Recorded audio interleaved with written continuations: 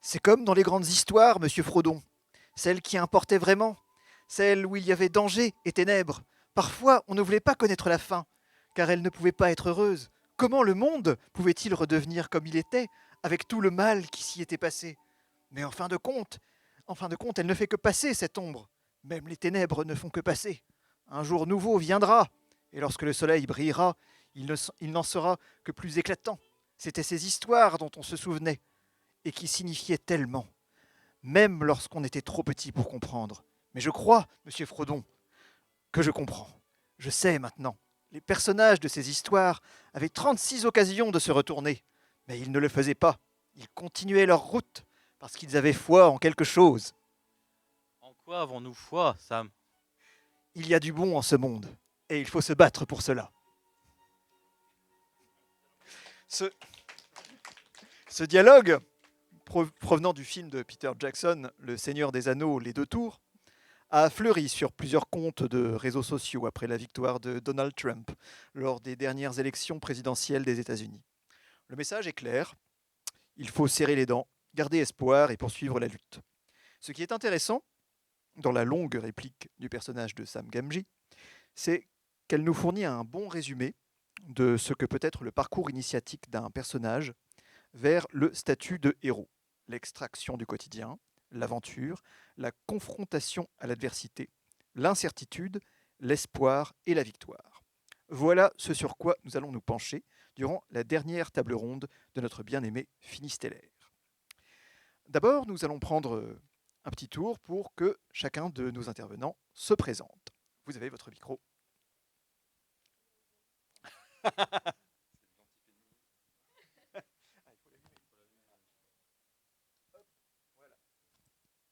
Un 2 1 2 ouais, c'est mieux. Donc Nicolas Skinner, donc je suis auteur de littérature de l'imaginaire au sens large, puisque j'écris 2 romans de dark fantasy, Noir-Neige et Noir-Mer, et 2 romans de science-fiction aussi, donc Chimera et La fin des étoiles. Depuis environ 1 an et demi, 2 ans, j'ai commencé aussi à écrire des nouvelles, principalement toutes de science-fiction. Et il y a une demi-douzaine d'entre elles ont déjà trouvé leur place dans des recueils et des revues. Et puis accessoirement, je suis aussi adhérent à la 29e dimension, l'association qui organise cet événement, le Finistellaire, auquel nous prenons part. Et une de tes nouvelles est dans notre dernier fanzine, si je... Tout à fait, le menhir cosmique. Tout à fait. Voilà, Ouais. achetez-le. Moi, je suis Agi Forest. J'écris principalement de la romance mêlée à d'autres genres, donc de l'urban fantasy, de la romance paranormale. Je suis l'autrice donc, notamment de Moonlight Shadow. Donc là, on est vraiment sur de l'urban fantasy, de la romance fantastique et paranormale. Et j'écris également de la romance contemporaine. Je suis côté fleur bleue, évidemment. Mais j'aime bien tout ce qui est cracra, tout ce qui est dérangeant, la psychologie, les gens dérangés et les créatures dégueulasses. Du coup, il y a toujours en fait du sang à côté de mes romances. Vraiment, j'aime bien le mélange des genres et pas me cantonner à de la romance fleur bleue. Voilà, c'est ce qui m'éclate. Bonjour, moi c'est Georgie Ozanne. J'avais l'habitude d'écrire des polars avec un arrière-plan fantastique. Alors pour le coup avec des choses très cracra, mais à force de parler dans arrière-plan de mythologie et d'initiatique, j'ai décidé d'écrire Isolde Penmark, qui est de la fantaisie uchronique. Alors, toujours, il faut redéfinir ce qu'est l'Uchronie. C'est une alternative à l'histoire. C'est une version différente de l'histoire. Donc, c'est une version différente de l'histoire des pays celtes. C'est-à-dire qu'après une submersion, la Bretagne, comme les autres pays celtes, se retrouvent séparés du continent européen. Et comme les années ont passé, le niveau des eaux a rebaissé et apparaissent des gens qui viennent du continent européen et qui vont bouleverser l'équilibre des choses parce qu'ils arrivent avec leur culture, leur religion et bien entendu veulent l'envahir. Je me suis quand même inspirée de l'histoire réelle de la romanisation et de la christianisation des pays celtes. Ça a été un fil conducteur dans cette histoire. Et c'est une relecture de la légende de Tristan et Iseult. Voilà. Première question, enfin qui sera une série de petites questions. Un personnage principal, qu'est-ce que c'est pour vous? Est-ce que c'est un outil pour rendre cohérent l'ensemble de votre récit? Un moteur pour faire avancer l'histoire? Un point de vue? Une petite trappe par laquelle vous parvenez à vous faufiler dans le monde que vous imaginez? Un miroir déformant? Autre chose? Du coup, c'est moi qui vais commencer toutes les questions, c'est ça? Ouais, en fait, dans le milieu anglo-saxon, on parle souvent de deux types d'histoires. Les histoires qui sont plot-driven, donc désolé, je prononce avec un accent à la française, hein, et les histoires qui sont character-driven. Donc en gros, les histoires qui sont menées par l'intrigue et d'autres par les personnages. Et c'est vrai que si on se concentre sur la littérature de l'imaginaire, puisque c'est le sujet du festival, en général, on est plus sur des histoires qui sont pilotées par l'intrigue, c'est-à-dire on a une suite de péripéties, on a des aventures, des retournements de situation, et les personnages, bien sûr, sont importants, mais ils subissent plus que vraiment on développe leur psychologie. Donc un contre-exemple d'histoire qui est plus caractère-driven, si je prends dans la littérature blanche Une vie de Maupassant, le personnage de Jeanne, en fait, va subir plein de choses dans sa vie, mais au final, c'est une vie assez banale qu'elle va vivre, et c'est pas ça qui fait l'intérêt du roman, c'est justement le personnage de Jeanne et son développement, comment elle va faire face à l'adversité, toute la profondeur psychologique à laquelle on va pouvoir assister. Mais c'est justement quelque chose qu'on retrouve peut-être un petit peu moins dans la littérature de l'imaginaire, où voilà, typiquement, c'est l'introduction du Seigneur des Anneaux. Là, on est clairement mené par l'intrigue, avec toutes les péripéties, toutes les aventures que vont subir tous les personnages, quoi. Et donc, si je comprends bien, dans tes ouvrages, c'est surtout du plot-driven. Ouais, c'est ça. Ouais. Moi, je pense que c'est plus ça. Après, c'est jamais 100% l'un ou l'autre, hein. On est bien sûr, le curseur est toujours un peu entre les deux, mais plutôt mené par l'intrigue. Ouais. Eh bien, peut-être que tes collègues auront un avis différent. Pas du tout. Pas pour moi en tout cas. Effectivement, je suis complètement d'accord avec Nicolas là-dessus. Mes personnages sont jouets de l'histoire, malmenés par l'histoire et ont au final peu d'emprise sur l'intrigue et son déroulé. Moi, ouais, le côté petite trappe un petit peu me parle beaucoup puisque quand j'écris, en plus j'écris à la première personne parce que j'adore le côté immersif, c'est vraiment comme si je prenais une mini-moi, que je la balançais dans mon monde peuplé de loups-garous et de tarés là, et j'ai allez, vas-y, survis maintenant et montre-moi ce que tu peux faire en fait avec cet univers-là. Mais concrètement, le héros n'a que peu d'emprise sur cet univers et c'est le jouet de l'univers. Mais c'est ça qui est intéressant. Comment est-ce qu'il est malmené en fait par ce qu'on va créer pour lui et les embûches qu'on va créer sur son passage et comment est-ce qu'il va s'en sortir, de quelle façon est-ce qu'il va y survivre, est-ce qu'il va en sortir entier ou pas, est-ce qu'il va en garder des séquelles. Et c'est ce que je trouve vraiment intéressant dans l'écriture de l'imaginaire. C'est la transformation du héros confronté à un monde merveilleux et peuplé de plein d'étrangetés qui sont souvent pas très sympas. Alors, est-ce que je vais être en contradiction avec ma consoeur et mon confrère? Oui et non. Alors, oui, nous écrivons de la littérature de genre, donc forcément, il faut qu'il y ait une histoire, il faut qu'il y ait une intrigue, il faut qu'il y ait des rebondissements. On n'est pas dans l'autofiction, on n'est pas dans le contemplatif, hein. Genre la salle de bain de je ne sais plus qui d'ailleurs. C'est un livre des éditions de Minuit, hein, si vous voulez. L'anti-littérature imaginaire, vous achetez des bouquins aux éditions de Minuit. C'est un type, il vous décrit une salle de bain sur 250 pages. Donc, à partir de là, non, dans la littérature de l'imaginaire, il faut forcément une intrigue et une intrigue qui soit construite. Il faut qu'il y ait des rebondissements et un aboutissement, je dirais. Alors, dans Isolde de Penmark, il y a tout cela, mais j'ai quand même voulu, et puisqu'on va parler de parcours initiatique, c'est important, j'ai voulu que le personnage principal, confronté à des événements qui la contrarient et qui contrarient son destin, reprenne les rênes de sa vie, et finalement on arrive à ce qu'est un parcours initiatique, c'est-à-dire parcours initiatique, c'est presque redondant au niveau étymologique. Parce que initiare, c'est démarrer un chemin. Donc parcours initiatique, bon. Donc on va démarrer un chemin. Et mes personnages bougent beaucoup. Ils bougent beaucoup. C'est symbolique.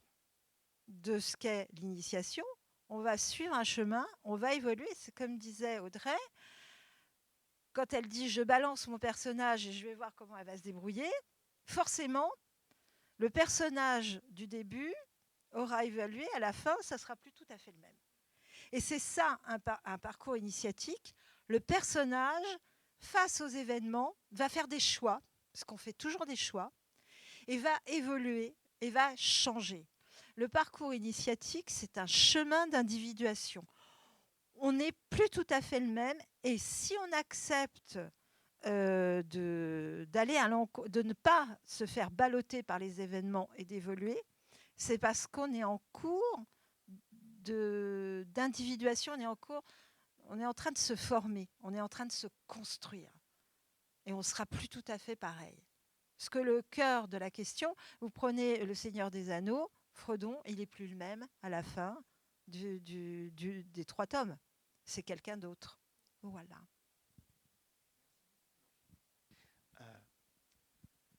Je prends la suite donc de cette table ronde.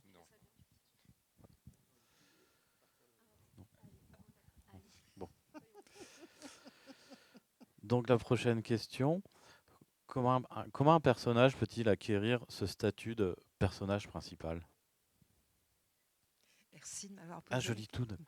Doit-il véhiculer certaines valeurs, cocher certaines cases, correspondre à certains critères, être un héros? Cela est-il possible pour, disons, un méchant? Si oui, sous quelles conditions? Bien, alors je préfère partir de ce point de vue-là. Est-ce qu'un héros peut être un méchant? Alors, il n'y a rien de plus intéressant que de mettre au cœur de l'histoire un méchant qui va évoluer et qui va devenir autre chose que méchant. C'est d'abord parce qu'avoir quelqu'un de parfaitement bon, parfaitement courageux, c'est chiant. Et une lectrice m'avait dit, de toute façon, c'est compliqué face à quelqu'un de parfait de s'identifier et de se plonger dans la lecture. Donc, il faut quelqu'un qui ait des failles, qui ne soit pas totalement apte à répondre à tout, sinon c'est un super-héros, il est parfait, et puis à la limite, on va connaître la fin de l'histoire. Donc, il faut que le héros ait des failles. Et pour qu'il soit héros, il doit être au centre d'un certain nombre de décisions qui vont avoir des conséquences importantes pour tous les autres. Voilà. Alors, un héros, c'est celui aussi qui surpasse ses faiblesses.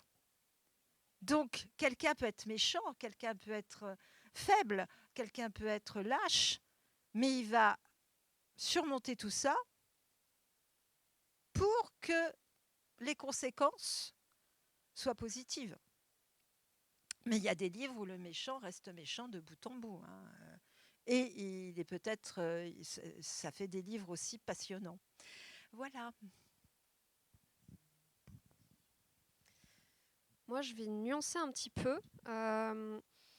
Qu'est-ce qui fait qu'un personnage acquiert le statut de personnage principal?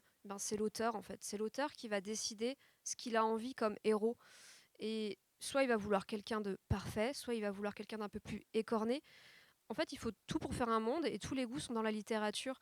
Et ça dépend de ce que les gens veulent à un moment T. Si je prends l'exemple des Marvel, ça a explosé. C'était, voilà, on avait besoin d'avoir une image de héros parfait. Les mecs, ils ont aucun défaut, ils sont invincibles. Les nanas aussi, d'ailleurs. Il leur arrive jamais aucune galère, vraiment. Ils sont vraiment invincibles.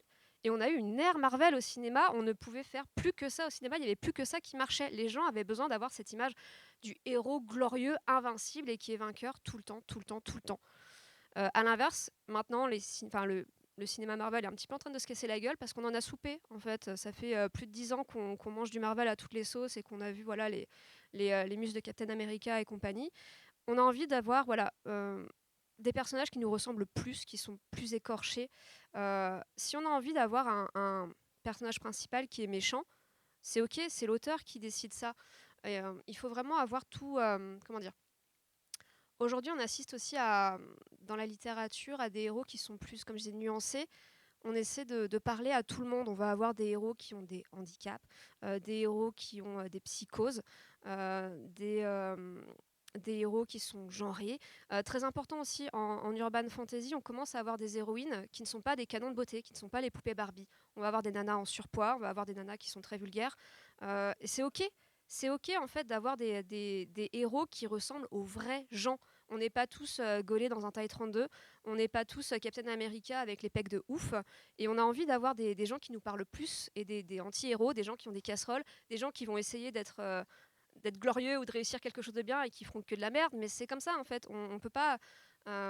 C'est chouette d'avoir des héros qui au final n'en sont pas vraiment, qui ont des failles et qui échouent dans ce qu'ils veulent faire. Ça nous parle, ça nous touche plus.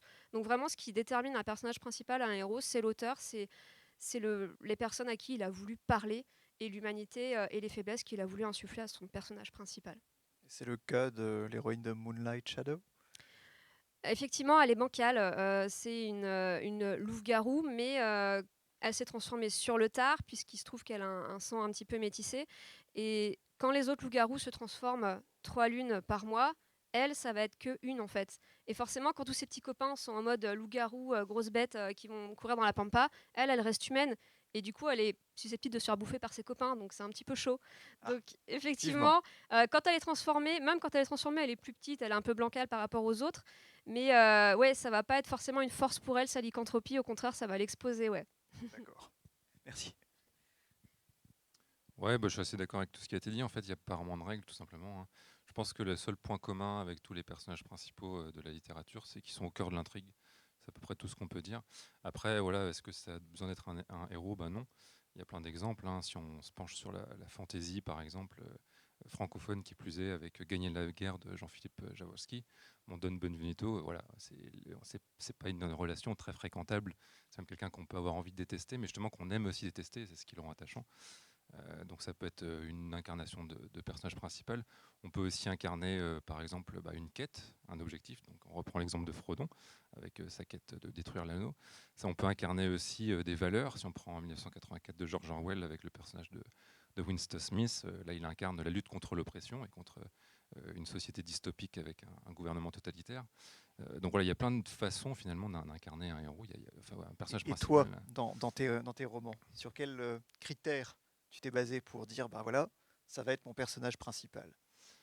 Bah justement, je me suis pas forcément posé cette question, parce que moi, je me concentre vraiment sur l'intrigue, sur l'idée du roman. Et après, les personnages, en fait, ils vont évoluer autour. Et si on prend l'exemple de Chimera, où c'est, je pense, le seul de mes 4 romans où il y a vraiment un personnage principal qui est très clairement identifié, c'est ce qu'on voit sur la couverture, c'est Damien.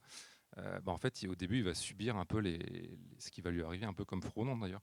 Donc effectivement, il va y avoir une évolution de personnage, ça c'est sûr, mais c'est pas ça qui fait l'intérêt du roman, c'est vraiment tout ce qui lui arrive et comment il y fait face, mais c'est les péripéties, les rebondissements finalement qu'on retient surtout, c'est pas la psychologie du personnage quand on ferme le bouquin. D'accord. En 1949, le spécialiste euh, des mythes MYTHE, hein, pas des insectes, je précise, Joseph Campbell, publie The Hero with a Thousand Faces, donc traduit en français sous le titre Le héros aux 1001 visages.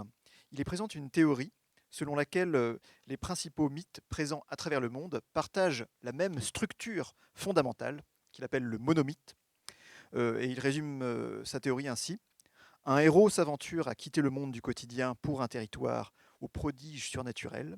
Il y rencontre des forces fabuleuses et y remporte une victoire décisive.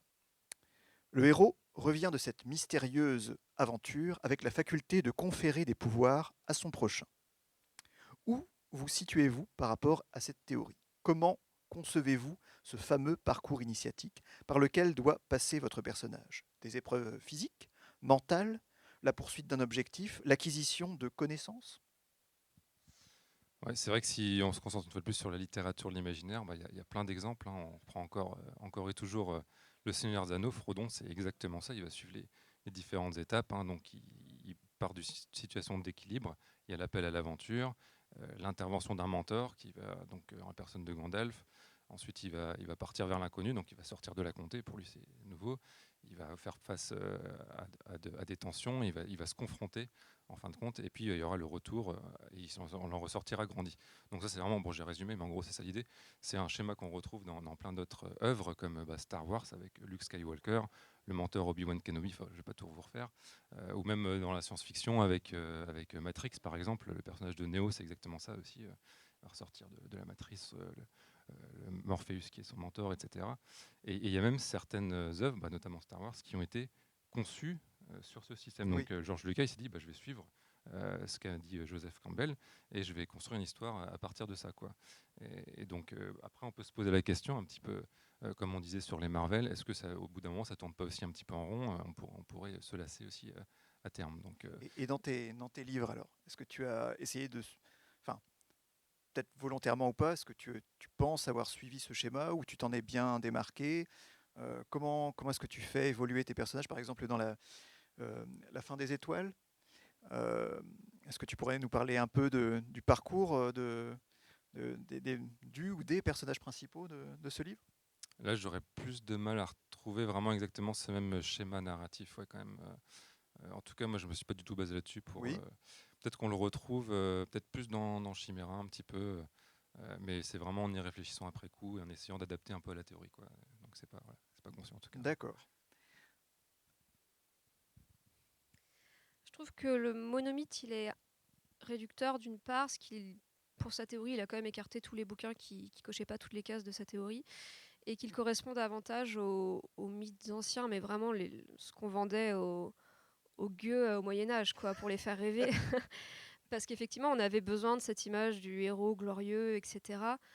Et à l'inverse, aujourd'hui, comme on veut des héros qui nous ressemblent, euh, à la fin de son parcours initiatique, le héros n'est pas forcément victorieux. Il va pas forcément en ressortir grandi. Même Frodon, en fait. Alors certes, il en est sorti vivant, mais il faut voir dans quelles conditions, en fait. Les traumas du perso, est-ce qu'il va avoir une psychologie derrière pour s'en sortir, le gars? Parce que clairement, ça va être complicado. Euh, non, je trouve que de plus en plus aujourd'hui, en tout cas moi, dans ce que je lis dans l'urban fantasy, on est vraiment dans des héros qui ils vont pas revenir sur leur cheval blanc dans leur village en mode j'ai triomphé, je suis riche, je suis beau, j'ai trouvé une go. Enfin, non, non, non, ils vont revenir parfois estropiés. Ils auront perdu une part d'eux, en fait, ils se seront écorchés l'âme. Et le parcours initiatique n'est pas forcément, et de moins en moins, une happy end, en fait, parce que la vie est dure, la vie et on a besoin d'avoir ça dans nos romans, en fait, d'avoir des héros qui pas tout beau tout rose, en fait. Le happy end, je trouve pas ça hyper intéressant, en tout cas pas quand il est total. Et de plus en plus, ça se ressent dans la littérature et dans les littératures d'aujourd'hui. Donc, si regardez un petit peu les trames des romans d'aujourd'hui, je pense que ouais, il s'étranglerait sur sa sur sa théorie, ouais.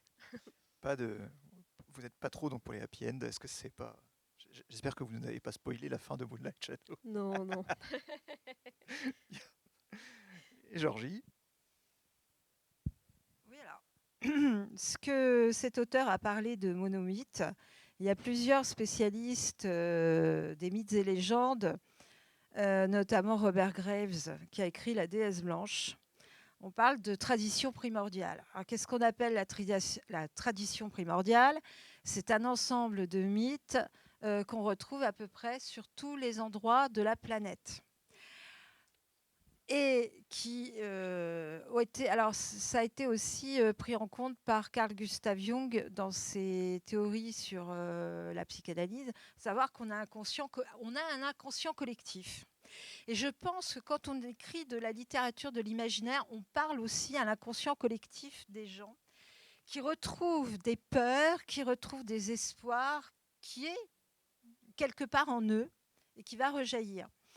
Alors, clairement, moi, c'est un parcours initiatique, on ne peut plus initiatique, hein, puisque c'est une druidesse qui va rentrer dans une clairière druidique, qui va être initiée. Donc, il y a des rituels d'initiation. Et en plus, bon, elle va révéler ses failles parce que c'est une relecture. Alors, mon livre est une relecture du mythe de Tristan et Iseult, mais je ne parle pas d'Iseult la blonde, la fameuse aimée par Tristan, mais l'autre, celle qui n'est pas très gentille. Et en fait, j'ai voulu lui redonner sa place et expliquer pourquoi elle aurait pu réagir de telle ou telle façon. mais c'est clairement une initiation. Et j'ai tenu absolument à ce que le héros soit une héroïne, parce que quand on parle de rituel initiatique, on voit beaucoup Luke Skywalker, Frodon, et on voit rarement des femmes, des jeunes femmes qui ont un parcours initiatique. Pas parce que je pense que les femmes, les hommes, je pense parce que l'initiatique, le parcours initiatique est universel et qu'il concerne tout le monde. Donc, à partir de ce moment-là, une femme est initiable comme les autres. Et alors, qu'est-ce que l'initiation? C'est aussi parcourir un lot d'épreuves. Et effectivement, on peut revenir cabossé, on ne revient pas forcément gagnant de cette histoire. Mais on a toujours appris. On a toujours appris sur soi, sur les autres. C'est important. Parce que si vous n'apprenez rien dans ce parcours initiatique, ça n'est plus un parcours initiatique. Je ne sais pas si je me suis bien fait comprendre sur ce point-là. Merci Georgie. On enchaîne donc avec l'avant-dernier tour de table. Avez-vous déjà eu l'impression que vos personnages principaux prenaient une forme d'autonomie et s'écartaient de ce que vous aviez initialement prévu pour eux? Comment gérez-vous ces évolutions imprévues? Je commence. Oui. Clairement. Ah mais clairement, tout à fait. Alors, je ne veux pas avoir l'air trop... mais je pense qu'au bout d'un moment, quand on écrit, il y a quelqu'un qui m'a dit, dans tout écrivain, sommeille un médium. C'est-à-dire quelqu'un qui va voir les choses différemment, autrement, mais il va être plongé dans son monde.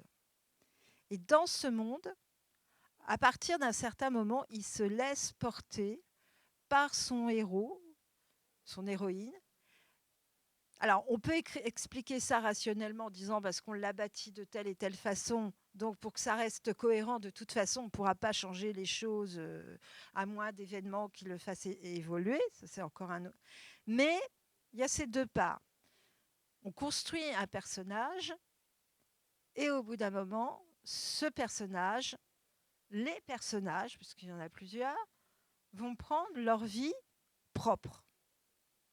Et puis on peut le prendre d'une manière un peu barrée, en se disant, je suis dans le monde, je suis dans mon monde, je le vis, et je le vis comme un médium voit les choses, comme s'il était clairvoyant par rapport à quelque chose. Alors, évidemment, soyez indulgents, ça fait un peu barré ce que je vous raconte, mais quand on écrit au bout d'un moment, on est porté par l'écriture. Alors, on est porté par l'écriture et on vit, alors, attention, entre guillemets, en transe. Voilà. J'avais complètement sur le bout de la langue, il y a un petit côté trans, ouais. Faudrait d'ailleurs, je ne sais pas si vous êtes un peu sur les reels, l'un et l'autre, à vous filmer pendant que vous écrivez, mais ça fait peur en fait. Moi, je sais que avec mon conjoint, il écrit aussi, donc en fait, on va se faire des sessions d'écriture, on est chacun devant notre PC, mais on est en face à face. Et parfois, il s'arrête, il me regarde, il fait « Oula, t'as l'air vénère, t'écris un truc dur là ». Je le regarde et ça se voit sur mon visage, en fait, ouais, il y a vraiment un côté trans quand on écrit. Ouais, mais du coup, je peux pas les publier parce qu'elles font vraiment trop peur, quoi. Oh, on n'aura pas peur. promis. Mais c'est vrai que c'est ouais, essayez de vous filmer quand vous écrivez et on voit vraiment les choses qui se passent sur le visage. Ouais, c'est pas très rassurant. Ça peut être le début d'une étude. Ouais, complètement. Et pour en revenir à la vie propre des personnages, alors on dit souvent qu'il y a deux types d'écrivains, les jardiniers et les architectes. Donc l'architecte, ça va être celui qui va avoir déjà une idée assez précise du déroulement de son roman, limite chapitre par chapitre. Là, il va se passer ça, là, il va se passer ça, là, il va se passer ça. Typiquement, l'image, c'est un peu la personne qui a un mur de serial killer avec des photos, des ficelles dans tous les sens. Voilà, il sait où il va, le gars, quand il construit son roman. Et à l'inverse, il y a le jardinier qui, lui, il a sa petite graine de départ. Hop, il va la lancer dans son terreau et puis advienne que pourra, on regarde où on va.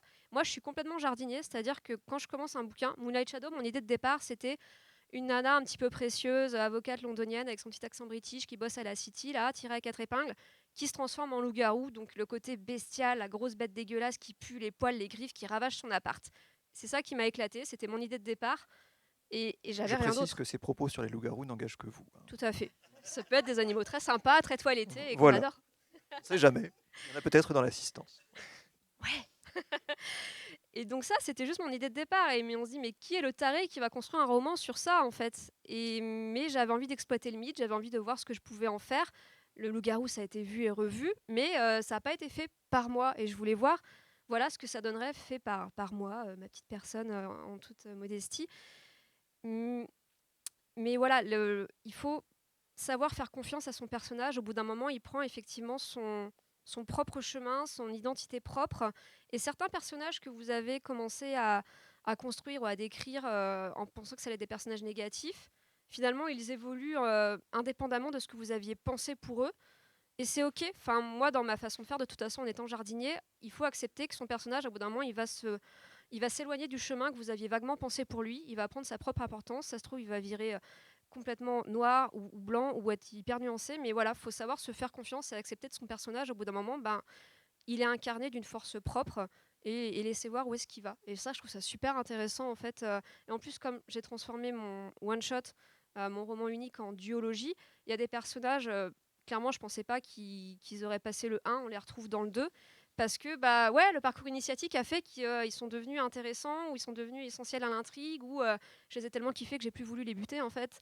Ils se sont Et planqués et ils ont survécu. ouais, c'est ça, c'est ça. Ils ont survécu aux Hunger Games, chapeau à eux. Et je trouve ça hyper intéressant en fait d'avoir tellement mis, voilà, on insuffle vraiment comme un dieu là dans son petit personnage. Et au bout d'un moment, voilà, faut juste le regarder faire sa petite vie. Et je trouve ça hyper passionnant dans notre métier. Ouais. Où est-ce que nos personnages peuvent nous envoyer et la façon dont ils peuvent nous surprendre. Ça fait très schizophrène comme ça en fait, mais tu me comprends. Non, non, mais on est tous un peu Schizo. Bah oui, on est plusieurs, c'est sûr. Non, non, voilà, sinon ça serait pas drôle. Non, mais n'ayez pas peur.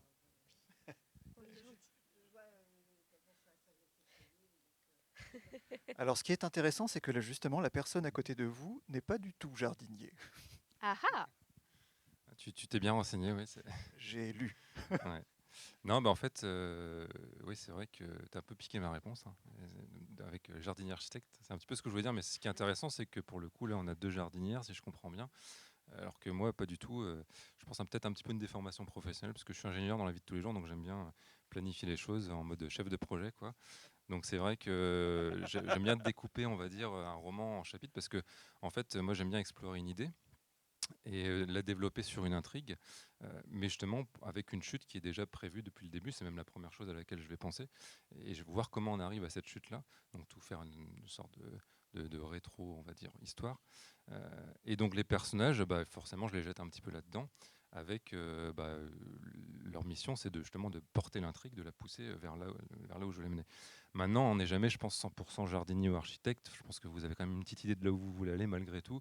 Et moi, c'est pareil, de temps en temps, je me dis, ah, putain, ce développement-là, j'y avais pas pensé avant de concevoir l'intrigue, mais maintenant qu'on y est, bah, je me dis, ce serait peut-être bien d'insister un peu dessus, peut-être de rajouter un chapitre, ou carrément de mettre un personnage complètement secondaire, bah, de le mettre peut-être au premier plan, quoi. Donc voilà, pour répondre à la question, oui, je me laisse, on va dire, légèrement porter par les personnages, mais de base, c'est pas quelque chose que je prévois dans mes romans, quoi. Voilà. Tu les gardes quand même sous contrôle. Voilà, et c'est Voilà. un petit peu. Ouais, On ouais, laisse. c'est ça. Ouais. D'accord. C'est bien. On a vraiment deux. Voilà.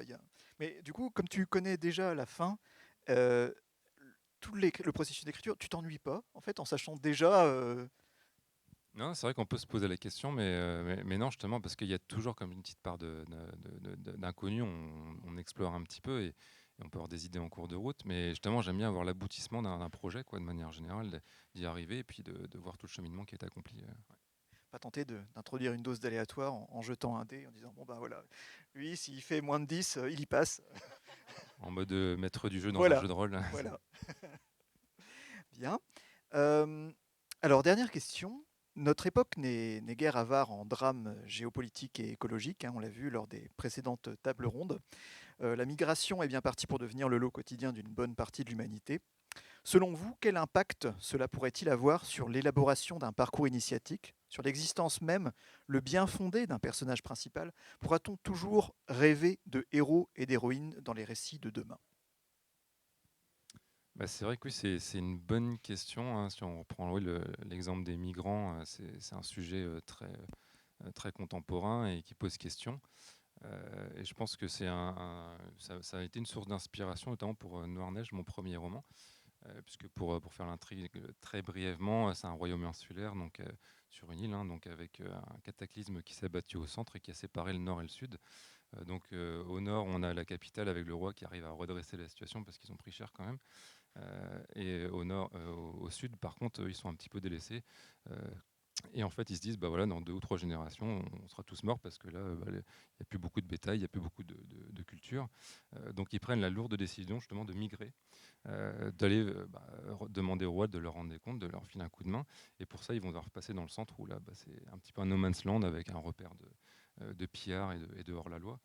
Donc voilà, c'est une lourde décision qu'ils prennent, mais c'était un petit peu une inspiration de l'actualité aussi. Et ça fait écho à ce qui nous arrive. Moi, j'aime bien justement, même si on est dans un monde de fantasy totalement imaginaire, insuffler, intégrer des petits éléments du quotidien, de l'actualité, mais de manière sous le filtre de l'imaginaire, quoi.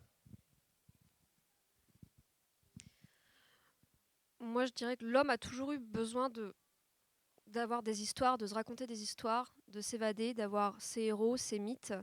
Alors, soit des histoires qui lui ressemblent, effectivement, qui vont reprendre des thèmes de l'actualité parce que ça nous rassure de voir que d'autres gens sont confrontés aux horreurs que nous on vit, soit à l'inverse, des gens qui n'en peuvent plus en fait, dès qu'ils allument BFM, ils ont envie de se pendre et vont avoir envie de s'évader. Et moi, on me le dit beaucoup en fait dans mes romans.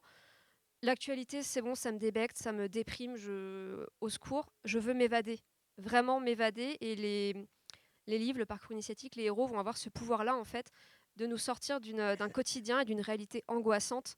Et ça peut être réconfortant au final de se retrouver avec du loup-garou, des tripes, du sang, parce que voilà, ça va nous extraire vraiment de notre quotidien. Oui, au final, c'est marrant de se dire ça, mais qu'un loup-garou va être réconfortant. Et bah si, ça peut. Donc il y aura toujours besoin d'histoires pour s'évader ou pour grandir, se changer les idées. C'est vieux comme le monde en fait. Enfin voilà, la Bible est toujours lue aujourd'hui. Bah, il y aura toujours des. Enfin, pour moi, je trouve je pense et je suis sûre que voilà, l'homme aura toujours besoin de mythes et d'histoires et c'est ça qui est beau. Merci, Audrey. Bon, alors je vais essayer de faire la jonction entre Nicolas et Audrey. Je suis d'accord avec les 2 points de vue. J'ai aussi ces réflexions, j'en peux plus de l'actualité, etc. Alors, on peut essayer d'aborder certaines choses par des biais. Alors c'est intéressant les histoires de cataclysmes parce que Isolde de Penmarck est basée sur un cataclysme qui recouvre les côtes des pays celtiques et qui les submerge et puis il en résulte un pays morcelé et séparé du continent. Alors, comme je suis tout à fait d'accord qu'on ne peut pas saouler les gens avec les problèmes actuels et que malheureusement on ne peut pas faire économie de voir qu'il y a des inondations, une manière d'aborder les choses, des problèmes écologiques, des problèmes de territoire, de les faire sous la forme d'un récit d'heroic fantasy et d'y mettre de la magie, des dieux, des vilains druides, des gentils druides, etc. Et puis de montrer que oui, on peut reprendre en main son destin et on peut y faire face. Donc, évidemment, après, j'ai beaucoup écrit dans le polar, et dans le polar, on est dans une toute autre façon de voir les choses. Et dans le polar, on plonge à pleine main dans le cambouis, hein, dans BFM. Mais choisissez, on peut citer d'autres, voilà, selon vos chaînes préférées ou détestées. Et alors, effectivement, dans ces cas-là, là, oui, on va parler de tas de problèmes contemporains, mais je pense que c'est des publics différents. Et il y en a qui disent non, j'en ai marre. Et je peux le comprendre, je peux totalement comprendre. Donc, si je veux aborder des problèmes contemporains, je vais vraiment contourner les choses de loin pour qu'on y pense comme ça, qu'on y réfléchisse, mais de manière détournée pour pas leur rejeter toute la masse des problèmes en plein dans la figure. Hein. Voilà. Bon, après, il y a aussi les cozy murders. Hein, donc là, vous avez pris votre thé. Oui, nous allons résoudre le meurtre aujourd'hui. Agatha Christie. Oui, mais il y a beaucoup de cozy murders en ce moment Ah, dans les salons de polar.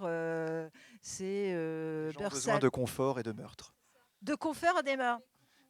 Cocooning. Et D'accord. ce que je trouve totalement, mais alors totalement inconcevable, un meurtre n'est jamais cocooning. Un meurtre, c'est quelque chose de grave.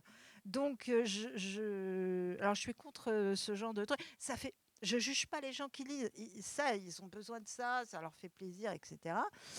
Dans un salon du polar, quand une dame vient me voir en me disant ah ben moi j'aime Agatha Christie, Cozy Murder, je dis non, c'est pas moi ça. C'est-à-dire que non, c'est pas la peine de leur dire mais oui, prenez, vous allez voir, au détour d'une page, vous allez pas regretter. Bon, bon voilà. Bien, merci Georgie. Est-ce que quelqu'un a des questions? Non, tout était... Ah oui. Merci. Merci pour vos interventions. Je me demandais, quand vous construisez un personnage, votre personnage principal ou des personnages de manière générale, dans quelle mesure vous injectez de vous, de votre vécu, ou dans quelle mesure vous inspirez d'amis, de proches, etc., ou de protagonistes de fiction que vous avez particulièrement appréciés. Est-ce que vous avez des sortes d'archétypes? Est-ce que vous faites un petit peu un melting pot de certains traits, certaines caractéristiques? Comment vous procédez en fait de manière générale? On dit souvent que quand on connaît un écrivain, on risque de se retrouver dans ses bouquins.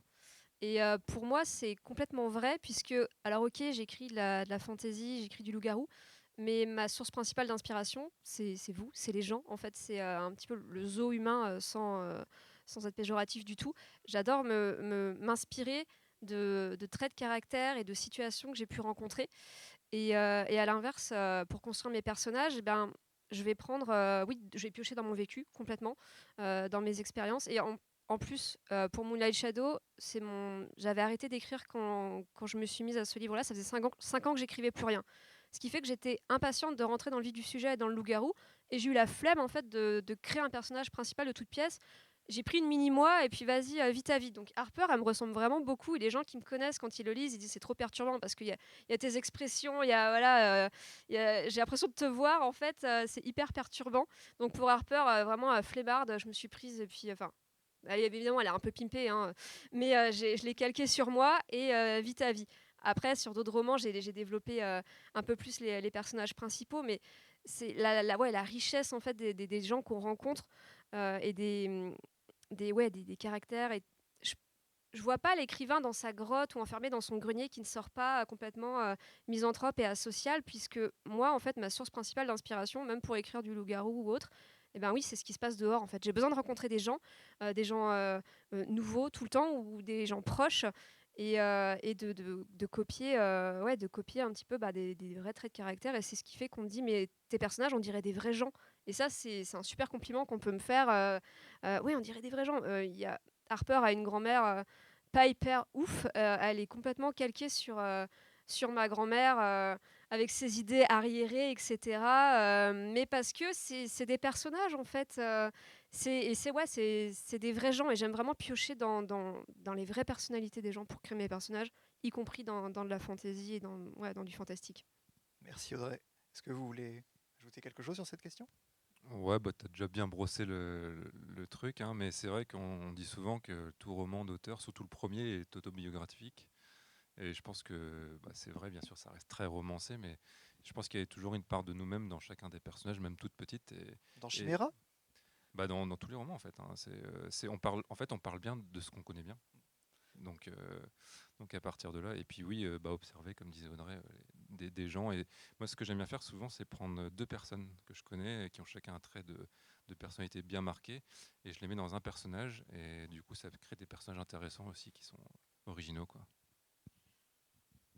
Alors, je vais rafraîchir l'ambiance. Je suis tout à fait d'accord avec ma consoeur et mon confrère. Il y a toujours une petite partie de moi dans ce qu'on écrit. Il se trouve que dans la vraie vie, je suis juge assesseur au tribunal pour mineurs de Melun. Donc, des catégories de méchants, j'en ai sous les yeux. Des catégories de victimes, j'en ai aussi sous les yeux.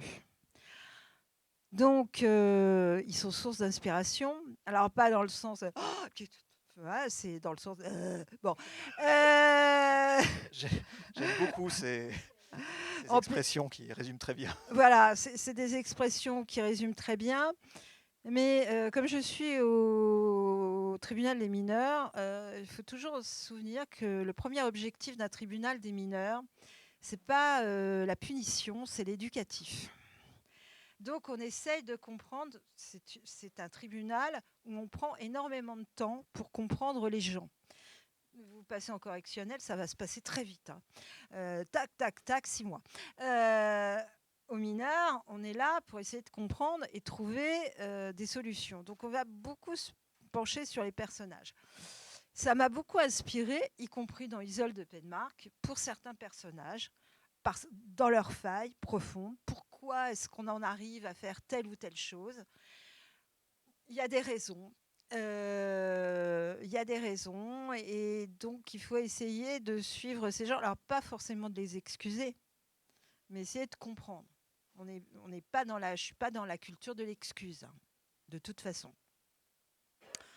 Après, dans le polar, il est évident que c'est encore plus net. Mais malgré tout ça, quand je me pose la question pourquoi je m'intéresse à tel type de personne, pourquoi je m'intéresse à tel type de personnage, y compris des méchants, y compris des gens qui sont plutôt glauques, est-ce que c'est pas ma part sombre qui parle? Et il faut l'accepter. Alors, puisqu'on était dans Le Seigneur des Anneaux, je vais citer l'une des dernières phrases des Anneaux du pouvoir dans la série. Il faut plonger dans ton obscurité pour trouver ta part de lumière. Tada. Merci. Et c'est sur ces mots que nous finirons cette table ronde. Malheureusement, le temps est écoulé.